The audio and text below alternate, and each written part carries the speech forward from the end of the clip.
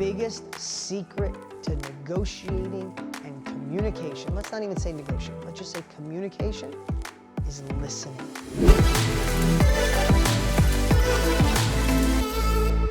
The biggest pandemic in our modern society is nobody's listening. They're just freaking shouting.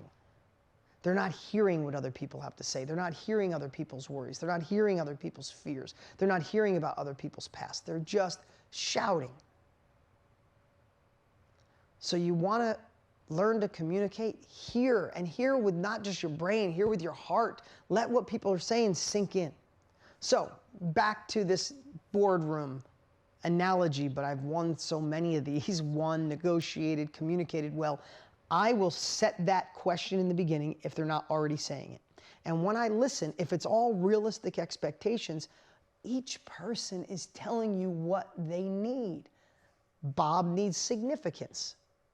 Leslie needs certainty. This guy, don't even know why he's here, but I'll make him feel good, right? Like, you just need to know what everybody wants, and at the end, I take in all that information. By then, they probably think I'm the dumbest guy in the room who's dressed the worst in the room, and then I close the deal and leave as the smartest guy. Because all I do is repeat what they say.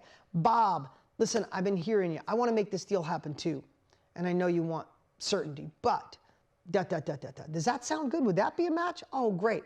Leslie, I think you're the brains behind this operation. I say that jokingly, but it's kind of true. And I know you're looking at it through the lens of this is a long-term play. I wouldn't do it if it wasn't a long-term play. I'm here. If you look at my relationships, when I get involved with people, it's a 5 to 10 year relationship. So I hope that solves that.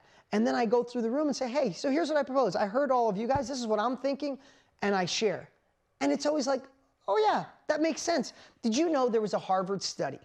Now, I've been citing this forever, so I don't remember where I got it, but it was a Harvard study that said, if you tell a therapist for the first half hour of an hour session, if you tell a therapist all the things that are bugging you and why you feel the way you feel, and the second half, all the therapist does is repeat back what you told them, 98% of the people give the therapist credit for being smarter than them. Mattson, I see you shaking your head. You know what I'm talking about, right?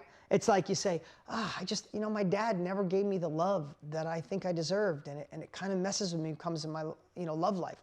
And then the second half hour, the therapist says, your dad, I see, didn't give you the love that you deserved. And now it's hard for you to find love in your life. You're like, oh my God, you are brilliant. Yes, you know me. It's like, yeah, because you just told me a half hour ago, right? But what do most people try to do? They try to come in as a therapist and say, hey, before you tell me everything, let me tell you about me. I've been a therapist for 32 years. I know how to save. No one gives a shit. People care about what they care about. So if we want to master the art of communication, we have to listen more. Remember, please write this down. People will listen to you. They will learn from you. They will buy from you when they feel understood, not when they understand you. It's a long one, but maybe someone could write that down. People will listen to you, learn from you, and buy from you when they feel understood, not when they understand you. Did you ever see a speaker that talks about themselves? And it's actually a cool presentation. You don't take one note. You don't feel emotionally connected to them. But you're like, oh, that's cool. Glad that all worked out for you. Yay, thumbs up. And you wait for the next speaker. And then there's another speaker. They're 10 minutes in. You got 10 pages of notes. Your heart is pounding. You're like, oh my God, yes, that's exactly how I feel. Oh, I felt that too. Oh my God. And you're writing it down. What are the difference between the two? The first person was trying to make you understand them, who they are, their credentials, what they've done. The second person wanted you to feel understood.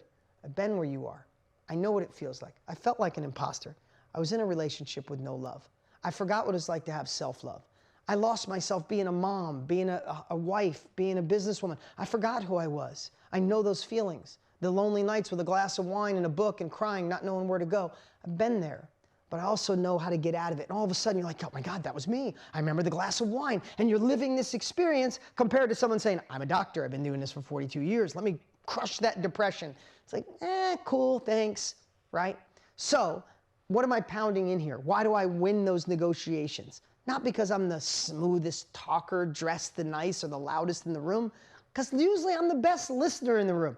The only time that it doesn't work out so great if it's a room of all women, because women are intuitively better listeners. You guys have better, listen, you guys were born with an unfair advantage. I want the women to hear this. I want the guys to respect this. My wife is the most intuitive human in the world. You guys were born with like spidey senses. My wife, we'll go to a meeting, I'll bring my wife, she's like, seems like a good dude, don't do business with him. I'm like, babe, sweet guy, good dad, no, it's fine. What happens a year later? Oh, I should have never done business with that guy. She's like, told ya, right? Like, you guys are born with that. You're better listeners and you're intuitive. Guys, we can all take lessons from our wives or from our significant other or our sisters or our moms or just women in our lives, right? So, listen more. Let people feel understood. And with that, why I'm saying that, are we having the same communication right now as we did a year ago or 2 years ago? Are some people worried about inflation if you're here in America? Are some people worried about COVID? How about some of the extreme conversations, right? To vax or not to vax, right? Like, if you're not vaccinated, are you the most evil human being on the world trying to kill others? Or are you just someone that's applying your freedom? I'm not judging or telling you which one you should be. I'm just asking you, right?